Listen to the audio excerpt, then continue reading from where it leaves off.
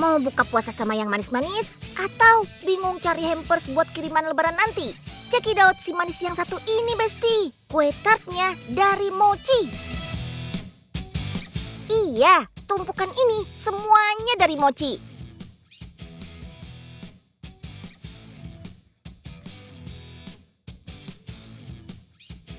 Teksturnya seperti kombinasi antara marshmallow dan permen jelly.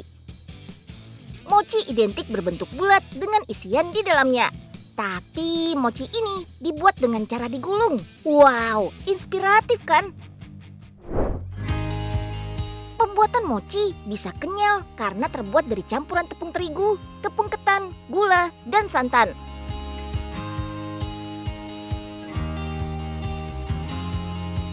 Adonan yang sudah dingin sudah bisa kita taburi isian, campuran kacang tumbuk dan gula. Isiannya sama seperti mochi khas Sukabumi. Oke deh, setelah isiannya merata, lanjut ke proses yang menggemaskan. Gulung, asik. Terus dibalur deh pakai wijen. Satu gulungan ini bisa jadi 12 potong mochi, sedangkan mochi ukuran kecil bisa jadi 24 potong. Semakin kecil potongannya dibuat, akan semakin aman dari bahaya tersedak. Jadi makannya tetap hati-hati ya, Besti. Halo Bu Hena. Halo, ada Unyil. Wah, mochi roll cake-nya udah jadi nih Bu. Biar lebih cakep lagi, Unyil tambahin tropper ini ya Bu. Iya Unyil, nanti Unyil bisa kasih hamper ini sama Melani, sama Pak Enyeng, sama Po Ipe. Wih, cocok nih dibagiin buat satu RT. Kalau gitu, Unyil bantu pasang troppernya ya Bu. Boleh. Sini Ibu bantu. Asik. Nah, sebelum Unyil libur lebaran, Unyil mau mengucapkan Selamat Hari Raya Idul Fitri ya. Mohon maaf lahir dan batin dari Unyil.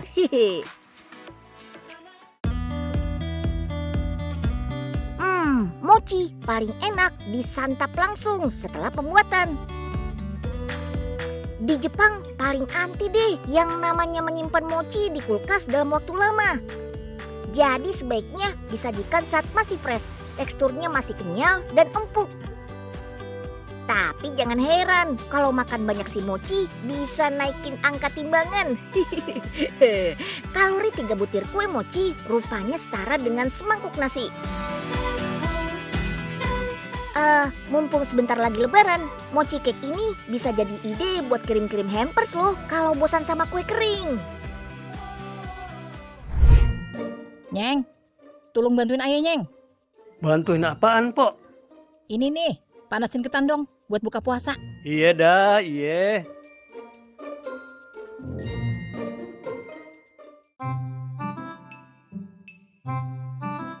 Nyeng, kenapa masih anyep begini sih ketannya? Lah, apa yang mau dipanasin, Pok? Orang udah hitam gosong begitu. Pucung gak bus? Nyeng, ketan hitam memang dari sononya Nyeng, hitam bukan angus.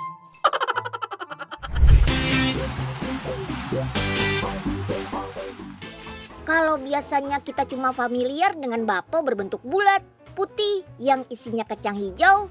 Nah, kali ini selain bentuknya cantik dan unik, isinya juga banyak banget jenisnya. Penasaran kan? Come on, check it out! Udah tahu belum Nyil? Bakpao berasal dari bahasa Hokkien yang sering disebut sama masyarakat Tionghoa di Indonesia. Bak sendiri kan artinya daging, terus paunya artinya bungkusan atau adonan yang mengembang. Gitu Nyil. Emangnya gimana tuh Pok cara membuatnya? Nih, Pok kasih tahu ya. Kacang merah yang udah di presto 2 jam kan udah empuk tuh. Baru udah di blender biar halus Nyil. Oh begitu ya Pok. Nah, kalau udah halus baru udah masak pakai wajan anti lengket. Coba tebak berapa lama masaknya? Berapa ya? 1 jam? 2 jam? Apa 3 jam ya Pok? Banyak banget jawabannya. Masaknya 1 jam aja Nyil. Sampai tuh adonan kacang merah kagak lengket. Terus yang ini apaan nih Pok? sekarang waktunya bikin adonan dah. Nah, ini dia nih Nyil bahan-bahannya. Terus adonannya gimana, Po? Kagak ribet Nyil, tinggal campur doang bahan-bahannya. Aduk-aduk dah sampai rata sama kalis. Ngerti kagak kalis? Itu tuh yang adonannya kagak lengket, sama kagak putus kalau ditarik. Oh, iya, Po. Unyil ngerti deh sekarang. Ya, bagus dah kalau ngerti. Terakhir tinggal tambahin pewarna makanan dah. Tiap warna jadi tanda isian bakpaunya Nyil. Sekarang kita bikin yang pink sama yang oranye ya Nyil. Yang pink itu pasti isinya kacang merah kan, Po? Jago kan Unyil? Iya dah iya, jago. Ya udah, sekarang waktunya ngebagi adonan. Jadi 20 gram aja Nyil. Terus dibentuk bulat-bulat dah. Pakai alat gulung kayu ini nih ngadoninnya. Terus pipihin dah Nyil. Jangan ketipisan banget, jangan tebel-tebel juga Nyil. Yang sedang-sedang aja dah, kayak lagu. Nah, untuk bikin kelopak bunganya, kita belah-belah deh bagian pinggir adonannya. Kayak gini nih. Bikinnya sekitar 6 kelopak aja ya. Ya, kalau gitu aja sih, Unyil juga bisa, Po. Waduh, gaya bener sih ah. Ya udah, sekarang kita mulai taruh isiannya ya, sesuai warnanya. Ada keju daging asep, kacang merah, kacang tanah, kacang ijo, macem-macem dah. Baru dah kita lipat kelopaknya ke arah dalam. Tutupin isian bakpaunya Nyil. Nah, sehari tempat ini bisa produksi 300 sampai 2000 bakpau Nyil. Mantep banget ya. Ayo dah, rapiin bakpaunya yang udah dibentuk bunga mawar. Terus kita steam dah. Ya ilah, gaya banget kayak mobil. Tapi yang ini sih beda. Alat steamer ini suhunya 35 derajat Celcius. Lamanya 2 jam. Proses ini nih yang bikin bakpau lembut sama mengembang. Nah, sekarang kita kukus bakpau yang udah selesai steam. Biar lebih mateng, kukus 10 menit ya.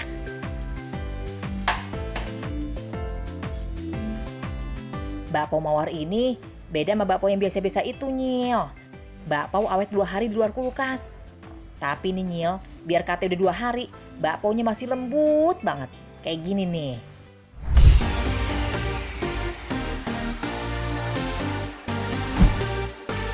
Jajanan pasar atau kudapan tradisional banyak sekali. Tapi jangan asal manis ya, harus manis yang sehat. Jajanan pasar biar tampilannya lebih menarik, bisa dibikin glow up kayak gini loh. Iya, jadi hampers lebaran.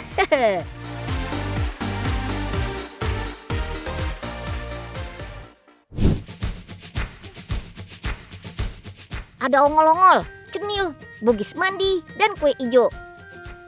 Nah, yang paling laris manis adalah kue ijo atau disebut juga kue lumpang, jajanan khas Palembang. Semuanya terbuat dari bahan alami, termasuk warna hijaunya yang terbuat dari pandan dan suji. Ikut Unyil petik-petik pandan di kebun yuk. Wangi pandan tuh emang nyengat banget ya. Ternyata aroma pandan bisa bikin rileks juga loh. Itu karena ada zat yang disebut tanin. Ya, pandannya udah Unyil petik. Yuk, come on.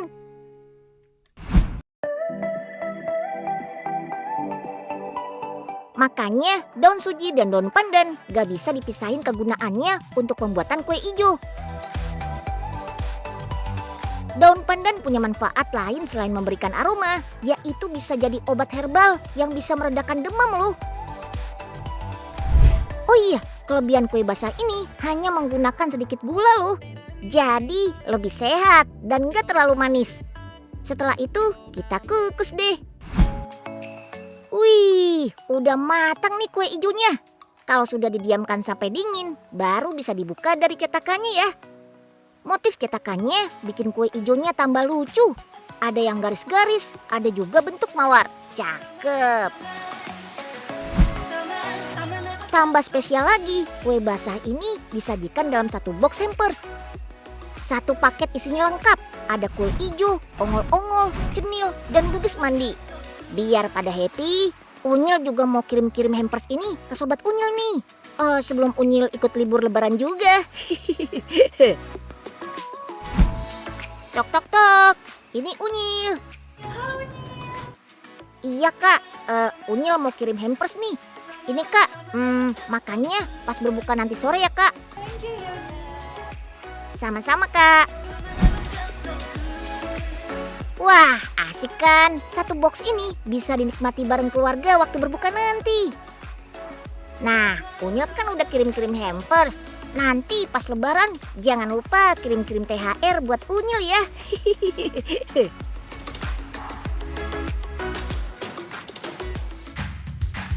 Meski lagi puasa, jangan terus mager besti. Mencari alternatif kegiatan seru bisa jadi solusi buat pengisi waktu sambil menunggu waktunya berbuka. Di tempat wisata ini, kita bisa melihat atraksi melompat buat dorong ayunan. Wow banget gak tuh? Harus segitunya agar kita bisa mengayunkan lebih kencang. Wah, benar-benar rasanya kayak terbang di udara.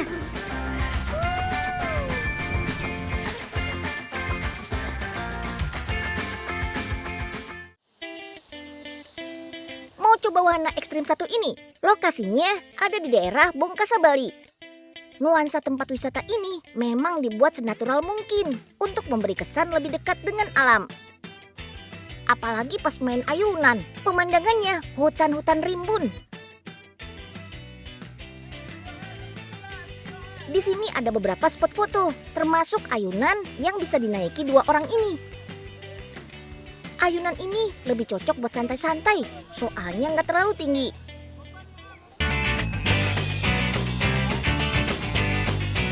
Paling kencang kita akan mengayun setinggi 5-7 meter. Awalnya kita wajib pegangan, tapi kalau sudah stabil kita diperbolehkan lepas tangan. Tenang, kita kan udah pakai pengaman. Kalau dilihat dari jauh, menarik buat dicoba sih. Masa Unyil udah jauh-jauh ke Bali nggak nyobain ayunan raksasa ini? Meskipun Unyil mini, Unyil nyalinya besar loh. Come on Kak Vena. Oke, kita kemon. Gimana Nyil? Asik gak? Wuhu! Yipi! Rasa-rasanya kayak melayang ya Kak Vena. Aduh, Unyil cukup sekali aja deh naik ini. Nggak coba-coba lagi. Teriak dong Nyil.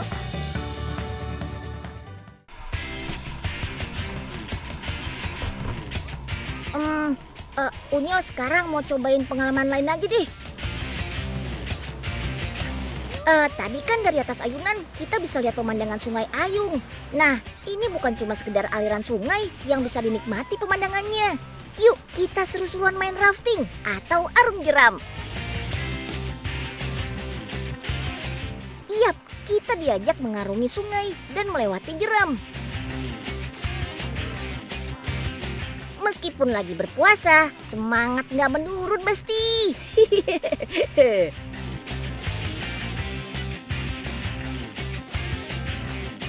Spot garis startnya nggak begitu jauh dari lokasi ayunan, kurang lebih sekitar 5 menit. Meskipun lagi puasa begini, nggak menurunkan semangat Unyil main wahana water sport. Yuk, come on! Keamanan nomor 1 dong. Makanya para petualang harus menggunakan alat keamanan lengkap. Sebelum main, kita juga perlu mendengarkan instruksi dari pemandu yang ahli. Meskipun ada pemandu, tapi kita juga boleh ikut mendayung. Buat yang perdana main rafting, penting loh kita mengenali arusnya dulu. Kalau sungai ini sih kondisinya lagi nggak begitu deras. Nah, Sungai Ayung yang kita lewati ini adalah sungai terpanjang di Bali. Panjangnya hampir 70 km, melintas 2 kabupaten, Bangli dan Badung. Buat para rafting pemula atau level medium, Sungai Ayung adalah pilihan tepat. Ada 2 rute yang bisa kita pilih. Rute panjang akan memakan durasi sekitar 2-3 jam. Tapi kalau rute pendek sekitar 1 jam. Olahraga berkelompok ini sangat mengutamakan kekompakan, kerjasama pemimpin, dan anggota lainnya. Tujuannya adalah keberhasilan mengarungi sungai. Kalau kompak, jamin deh bakal berhasil melewati rintangan dan bebas hambatan. Teman-teman tahu nggak kalau ada yang dijuluki Bapak Arung Jeram Dunia? Sebut saja dia, Mayor John Wesley Powell, tentara Amerika. Dia yang pertama kali memperkenalkan arung jeram dengan melewati sungai sepanjang 200 mil di Grand Canyon. Waktu itu belum ada perahu karet kayak gini, jadi masih pakai perahu kayu. Zaman dulu, alat transportasi air menggunakan rakit dari batang kayu. Terus, arung jeram semakin populer di Amerika dan Eropa. Semenjak itu, perahu khusus arung jeram mulai diproduksi dengan bahan lebih kuat dan kapasitas besar. Sekarang sih, rafting semakin populer di berbagai belahan dunia.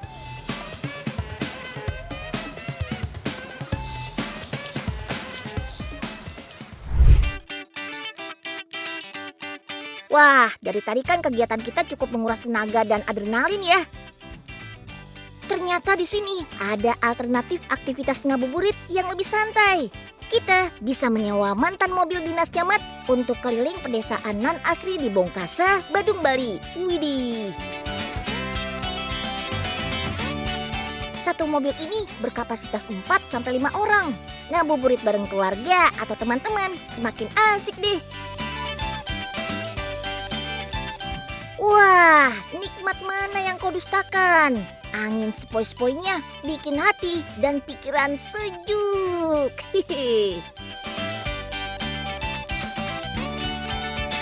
Iya, dulunya mobil ini masuk ke Indonesia sekitar tahun 1970-an dan sering digunakan untuk pemerintah daerah. Waktu itu lagi gencar-gencarnya pembangunan. Dulu kondisi jalan kurang memadai dan akses ke jalan-jalan terpencil masih sangat susah. Jadi mobil klasik tipe ini dipilih sebagai mobil dinas camat. Model mobil yang unik, kotak, dan warna-warni jadi daya tarik wisatawan. Makanya VW Safari Tour ini makin menjamur di beberapa kota. Menjamurnya paket wisata ini mendatangkan keuntungan yang menjanjikan buat para anggota komunitas mobil klasik untuk menyewakan. Padahal zaman dulu mobil ini terkenal kendaraan gagah, soalnya dibuat untuk kebutuhan militer, makanya desainnya kotak. Keunikannya, mobil ini bisa tertutup atau terbuka kayak gini. Kita bisa berdiri saat mobil melaju pelan, tapi tetap hati-hati ya. Berkeliling dengan mobil klasik nggak cukup 10 menit. Kalau mau dapat spot foto yang keren, durasinya harus lebih lama. Nah, itu dia kegiatan-kegiatan Unyil meski seharian berpuasa. Tapi harus tetap berenergi dan happy. Biar teman-teman ketularan semangat Unyil. Nah, sekarang giliran teman-teman nih. Cari kegiatan seru buat ngabuburit nanti ya.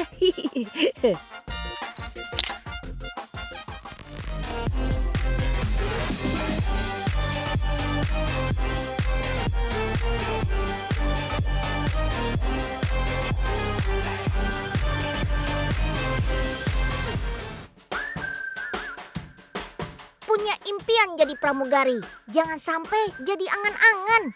Kalau kita pergi ke Bali, jangan lupa beli buah tangan.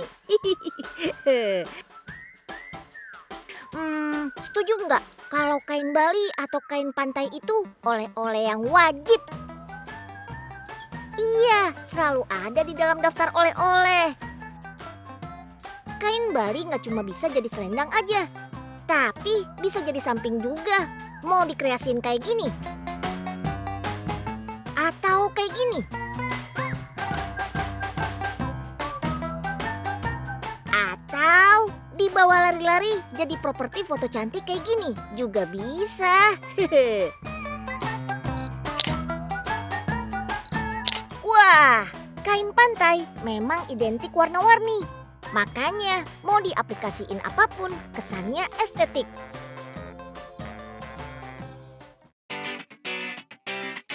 Wah, bahaya nih kalau udah muter-muter di pasar. Hati-hati kalap. Yang ini lucu, yang itu lucu. Nah, biar nggak terlalu kalap, Unyil punya tipsnya nih. Pertama, kita harus punya rencana barang apa yang mau dibeli. Pastinya harus sesuai dengan budget dong. Kayak Unyil nih, sebentar lagi kan mau lebaran. Unyil lagi cari-cari mukena dan kain Bali buat oleh-oleh. Tuh kan, kalau udah terencana, beli oleh-olehnya nggak lapar mata. Setelah datang ke tokonya, jangan lupa tawar-menawar. Ini udah jadi tradisi wajib kalau ke pasar. Nah, di sini kemampuan negosiasi diuji. Akan lebih mudah kalau sebelumnya kita sudah survei harga di toko online atau toko sebelah. Oh iya, setuju nggak sih kalau kain Bali selain punya motif etnik, bahannya bikin adem? Coba deh Unyil tanya yang lagi hunting. Gimana sih pendapat mereka tentang kain Bali? Ademnya enak, adem banget. Terus tahan lama, nggak mudah robek.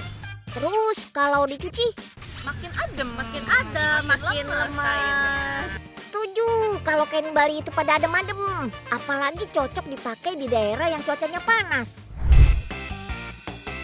Dari tadi kita banyak menemukan kain-kain dengan warna mencolok nih. Tapi teman-teman tahu nggak ada kain dengan pewarna alami?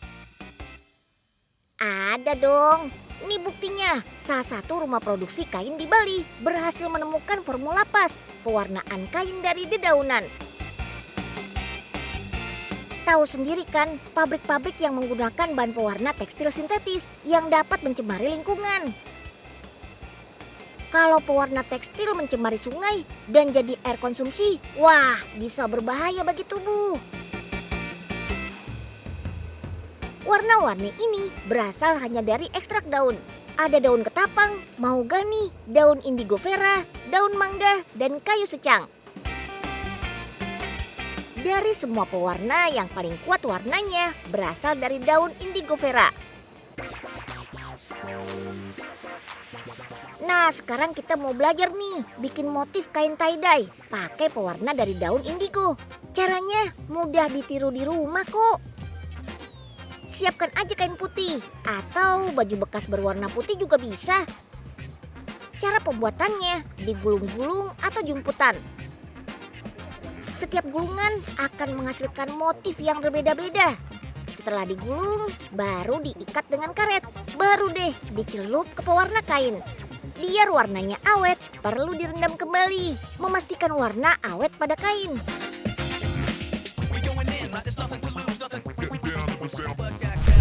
Nah, teknik kedua nih, cara mewarnainya ditetesin seperti ini, bukan dicelup ya. Unyil aja bisa mewarnai kain, apalagi mewarnai hari teman-teman. Cihuy. Kain berwarna putih digulung kecil-kecil secara acak, lalu tinggal teteskan saja pewarnanya.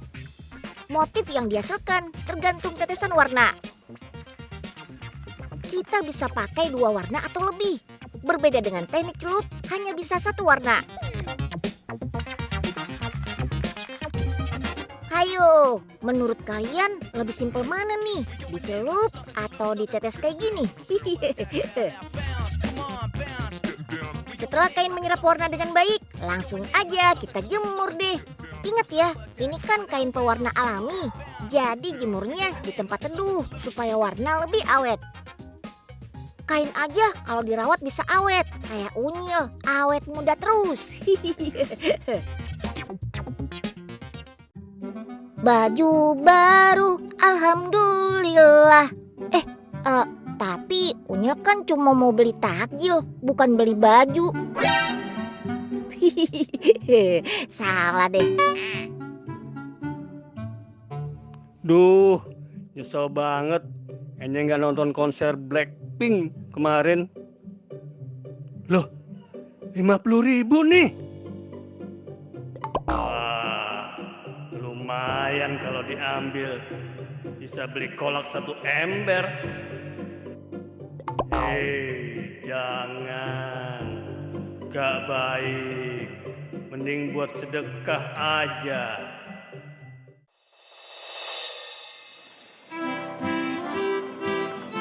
Ah, daripada Enyeng pusing, mending Enyeng tambahin aja deh. Kan jadi berkah buat yang lain.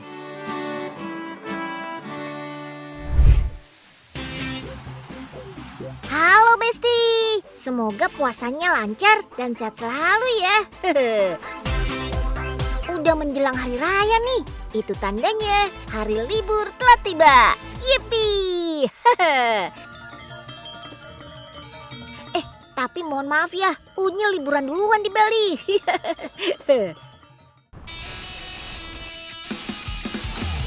Libur lebaran nanti udah punya rencana mau liburan kemana nggak? Kalau Bali jadi salah satu daftar yang mau kalian kunjungi, yuk come on, ikut Unyil jalan-jalan di Bali. Wisatawan banyak yang memilih alat transportasi sewa di Bali. Bisa pilih roda 2 atau roda 4. Gak usah khawatir, jasa penyewaan kendaraan di Bali menjamur kok, alias ada di mana-mana. Ini buktinya, kita bisa sewa skuter listrik yang tampilannya unik. Tuh, lihat aja, biasanya kan roda 2 di bagian belakang. Nah, ini roda 2-nya ada di depan. Naik kendaraan ini tandanya kita sudah mencintai lingkungan. Soalnya kendaraan ini anti emisi dan polusi. Oh iya, Unyil belum spill gimana dan di mana kita bisa sewa skuter elektrik ini. Cukup unduh aplikasi dan daftarkan data diri. Terus masukkan kode voucher yang udah kita beli. Tara, skuter elektrik sudah bisa digunakan. Semudah itu kan Besti, canggih. Nuansa hotel satu ini cerah banget ya, mencerminkan keceriaan. Di area lobi ada area bermainnya loh. Bukan cuma untuk anak-anak aja, tapi bisa seru-seruan bareng keluarga. Bermain bersama anak bukan cuma dapat serunya aja, tapi bisa jadi cara PDKT orang tua dengan anaknya.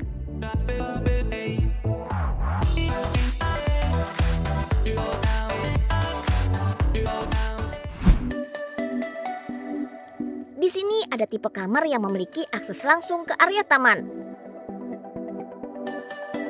Jadi kalau bosan di kamar, kita bisa ajak anak main di taman. Apalagi saat pagi hari, kena matahari pagi banyak manfaatnya buat kesehatan. Selain meningkatkan vitamin D, berjemur pagi hari bisa memperbaiki kualitas tidur.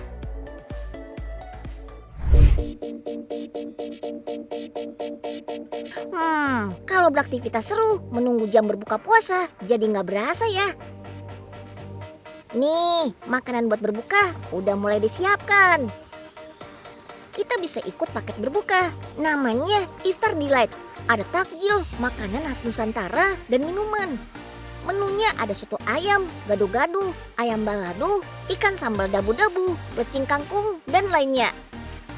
Tapi sebelum menyantap makanan berat, kita makan yang ringan-ringan dulu nih, seperti kurma. Lambung kita perlu jeda untuk bekerja kembali setelah hampir seharian istirahat. Makan 1-3 kurma sudah bisa mencukupi cadangan energi kita. Nah, hari ini teman-teman udah punya rencana mau berbuka pakai lauk apa nih?